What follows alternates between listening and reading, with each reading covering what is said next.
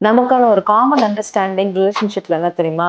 என்னோட பார்ட்னர் வேற யார்கிட்டயாவது செக்ஷுவல் ரிலேஷன்ஷிப் வச்சிருக்கிறது தான் சீட்டிங் அப்படிங்கிற ஒரு தப்பான அண்டர்ஸ்டாண்டிங். நான் doctor Veena, psychologist, neuro specialist, work place and relationship insights தெரிஞ்சுக்கணும்னா எங்களை ஃபாலோ பண்ணிருங்க. செக்ஷுவல் ரிலேஷன்ஷிப் மாத்திரம் தான் சீட்டிங் அப்படின்னு நீங்க நினைச்சிட்டு இருந்தீங்கன்னா நீங்க பெரிய தப்பு பண்ணிட்டு இருக்கீங்கன்னு அர்த்தம். அதை தாண்டி சோஷியல் மீடியால பார்ட்னரை தவிர்த்து வேற ஆப்போசிட் பர்சனுக்கு கமெண்ட்ஸோ, சேட்ஸோ, கான்வர்சேஷனோ தேவையில்லாம ரொம்ப நீளமா போகுது அப்படின்னா that is again a cheating. அதே மாதிரி மணிக்கணக்கா ஒர்க் ரிலேட்டடையும் தாண்டி பார்ட்னரை தவிர்த்து இன்னொருத்தவங்களோட பேசிட்டே இருக்காங்க ஆப்போசிட் ஜெண்டரோட அப்படிங்கிறப்போ அதையுமே சீட்டிங் தான் ரிலேஷன்ஷிப்ல இப்ப மாறுது. மூணாவது, பார்ட்னருக்கு கூட அந்த அட்டென்ஷனை கொடுத்துருக்க மாட்டோம். பட் அதை தாண்டி நமக்கு ஏதோ விதத்துல அவங்க ஒரு அட்ராக்ஷனா இருந்திருப்பாங்க இல்லையா, அவங்களோட மணிக்கணக்கா நேரத்தை, அட்டென்ஷனை, கான்சென்ட்ரேஷனை செலுத்துறதும் சீட்டிங் தான். ஃபோர்த் ஒன், ஒர்க் இருக்கு அடிக்கடின்னு சொல்லிட்டு ஃபோன்ல ரொம்ப நேரம் டைம் ஸ்பெண்ட் பண்ணி தனியா சிரிச்சுட்டு உள்ள தனியா டைம் ஸ்பெண்ட் பண்ணிக்கிட்டு இருக்கிறாங்க அப்படின்னா அதை நோட் பண்ண வேண்டிய விஷயம். பிகாஸ்